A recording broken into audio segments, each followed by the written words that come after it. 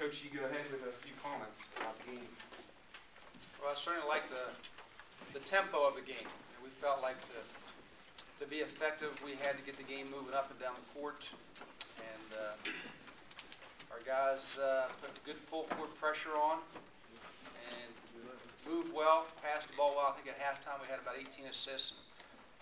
I thought as a team we're clicking on all cylinders the first half and did a pretty good job of finishing up the second half. How's CJ? CJ, how are you? I feel fine. I collided knees with one of the other players. I don't remember his name, but I'm fine. Just a little stinger, but feel good now. Ready to go tomorrow? Yep. First tournament game. How was it? It was a fun experience. I enjoyed it. It was fun playing down here on the big stage, and but we treated it just as another game. We prepared the same way. And so it really didn't seem that much different once we actually got out there and started playing. How much better are you guys now that you and Sean are playing a more integral role in the success of the team?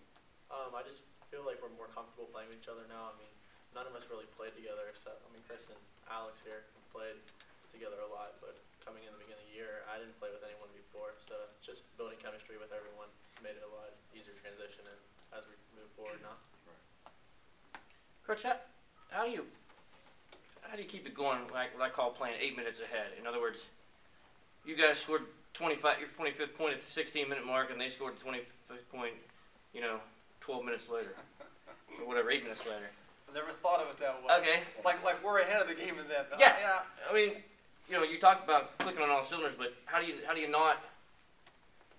keep that going when it's probably just easy to kind of lay up and let them back in a little bit? Well, the toughest decision probably is we jumped out so fast with such big numbers, and you look at the clock and realize it's really early in the game.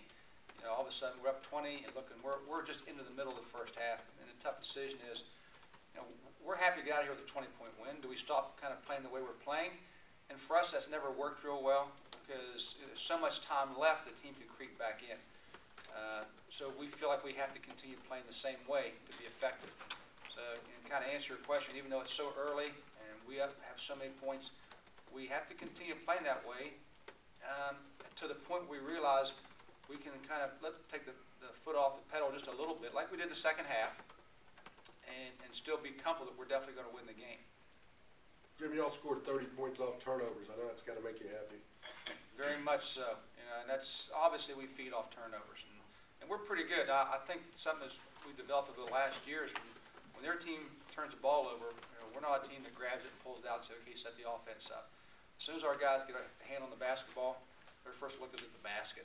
And I saw Alex do that a few times a day. We just had trouble finding the hole there a couple times. Alligator arm. He kept stealing the ball, and he was padding his offensive rebound stats, I think. But he does a great job up front, get his hands on the basketball. And as soon as he does it, everybody is in. We're in offense as soon as we grab the basketball. We're pretty good at that. And everybody knows they're looking for a steal, and then we make ourselves available. Hey, Chris, take me to, I saw when you went down at State, you hit your leg, I think, against the padding on the wall, and then you hit your head on the floor. Take me from that point to now and how you feel. I see your knees got plenty of ice on them. I feel a lot better now, that's for sure. It's been up and down, I guess, really. I've had days where I feel like I can move more than other days, and I got most of my doctor stuff out of the way, and I've been cleared and as much as I can tolerate. So for now, I'm good to go. Were you concussed? No, Okay. Actually I didn't hit my head at all. As awkward as the landing looked, and I don't really know how I hurt my knee, to be honest with you. So I'm just living with it and getting better from there. Yeah. Coach, how has winning this quarterfinal game by big margins the last few years, and being able to sit some starters and some key guys helped you in the last 2 games of the tournament? I think that was, something that we were looking at, especially when by halftime, I was thinking I'd like to get some guys some rest. But even though our starters only played limited minutes today, still all of a sudden Cedric Harris got a bag of ice on his hip, CJ's got one on his knee, Chris has got one on him. We had a few bumps and bruises in the time they were in. But if you watch our style of play, it lends itself to bumps and bruises. The way we play the game, it's going to happen. So it just happened out there today. I think it was good they didn't play extended minutes, but still we did get a few bumps while we were out there today. I think the general mentality of your opponents is get physical with them, beat up on them. Obviously, that's what State likes to do, and that can't be this time of year particularly. It doesn't bode particularly well. But at the same time, if you get through that healthy, that's got to be good, right? I mean, yeah, if we can get through that, and, we're pretty physical. We don't look at, but we're a fairly physical team ourselves. sure. And we must be. They shot 40 foul shots. We shot 10, 11. We must be pretty physical somewhere. We're just hackers. I don't know. But it's one of those things where you guys saw it today. We're whatever, 20 points, 30 points, 40 points up. But if the ball went down, these guys are diving on it. Alex Falk is here, an all-conference player, the 35-point lead. I think I don't want to get hurt, but he can't retrain his mind not to dive after the ball on the floor. Right. And I like him like that. I like that. But still, in the process, we do get beat up a little bit. Hey, I know you are prolific scorers, but I mean, is it about as good as the first half as you can play, or is that as good as you played this year? I thought we played very well. It was definitely one of our better halves this year. And I thought the pressure defense was key. We really had to get the game going. If you noticed, there was a few possessions early in the game where Shepherd probably had a pretty good game plan. We're going to pull it out, run a triangle delay, and the way we were pressing, they really never had a chance to even do it. It was a strategy which I think is a good one by Coach Damlick that he put together, but he never got a chance to really put his strategy into play because there was only a couple times to do it, and all of a sudden we're looking at the clock, they're down 18, thinking, are we still delaying that we're down 20 points? So I thought that was very key the first half. Did a great job of full court pressure, which really took them out of their game plan. So, Coach, do you think you have to win the tournament to make the regional? I hosted. I like to say it hasn't crossed my mind, but it has. It has. We would always like to host a tournament, and you think about those things, but it doesn't affect how we play the next game. People say, well, you're thinking ahead of the tournament.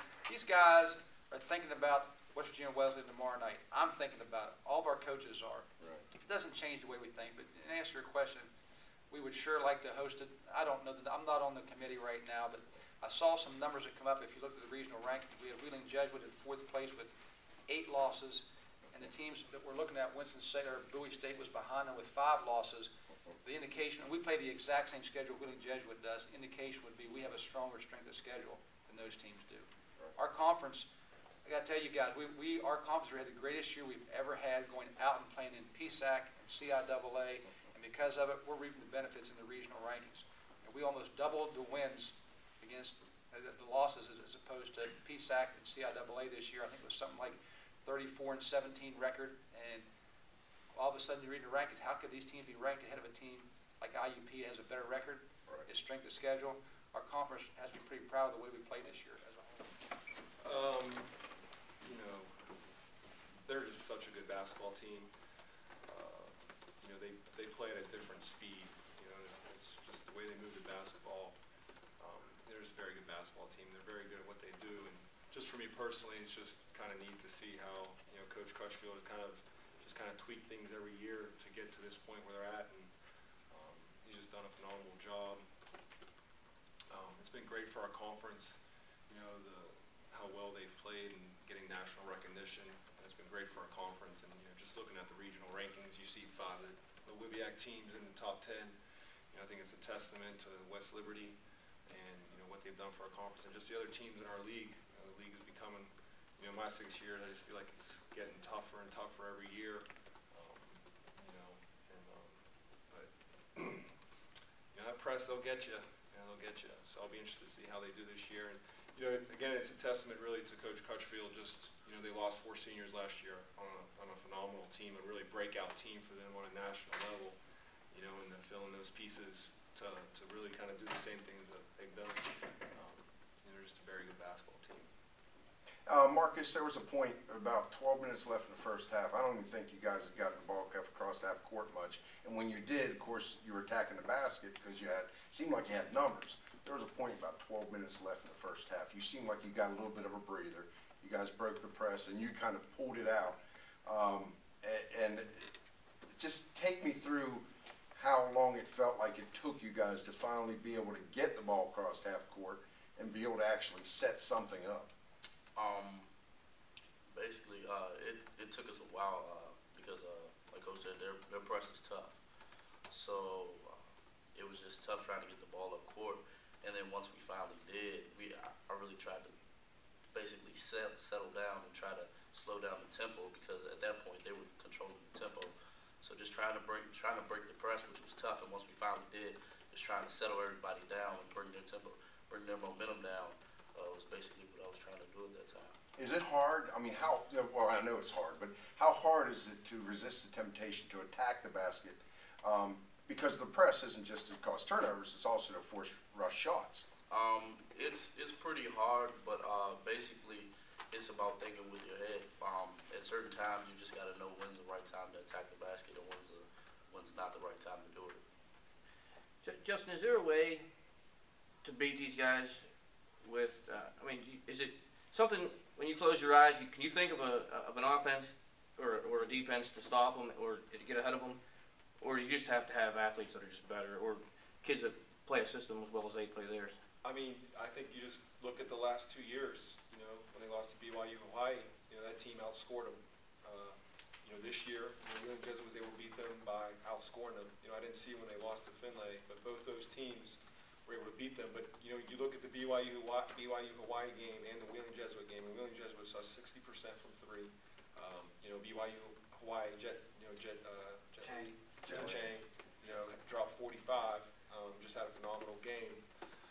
You know, for me personally, it's a philosophical thing. You know, do you try to play a more up-tempo style to try to go with them? But I think we're just a little bit behind in that regard, and I don't know if that's really how I am. You know, I think there's got to be a medium somewhere of being able to stop them defensively. But, you know, their motion offense, you know, I don't think they get enough credit for how they move the basketball. You know, I mean, so like you mentioned athletes, you know, there's some really good athletes in our league. You know, West Virginia Wesleyan's got athletes, University of Charleston's got them. You know, they haven't been successful against them.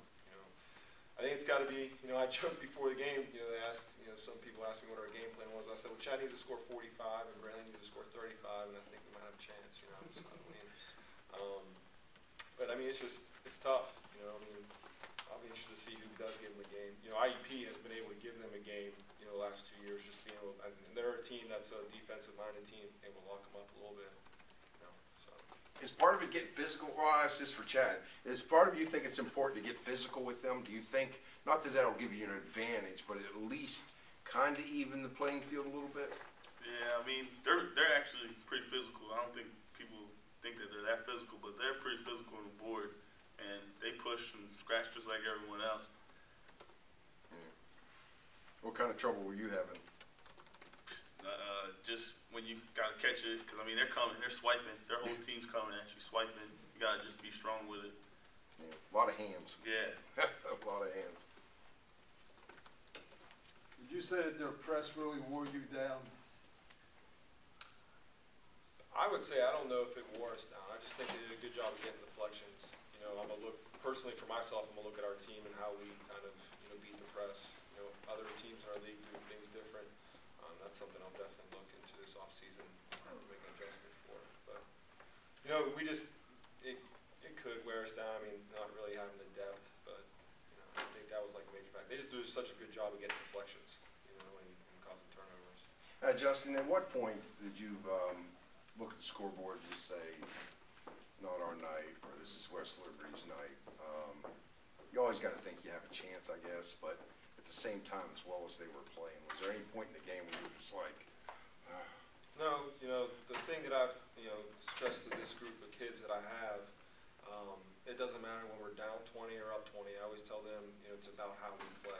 You know, it's just what we do. You know, you look at West Liberty as a program, I think, you know, if you'd ask Coach Crutchfield, they just do a lot of things well. Like, they do what they do well. You know, they don't spend a lot of time scouting because they're going to do what they do well, you know. And it's the same thing with our guys. You know, they can tell you that I say those things. It doesn't matter. We're down 20, up 20.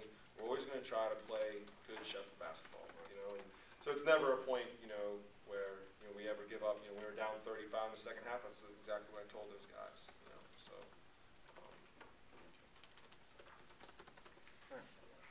that's it. Close it out. Thanks, guys. Thanks, guys, appreciate it.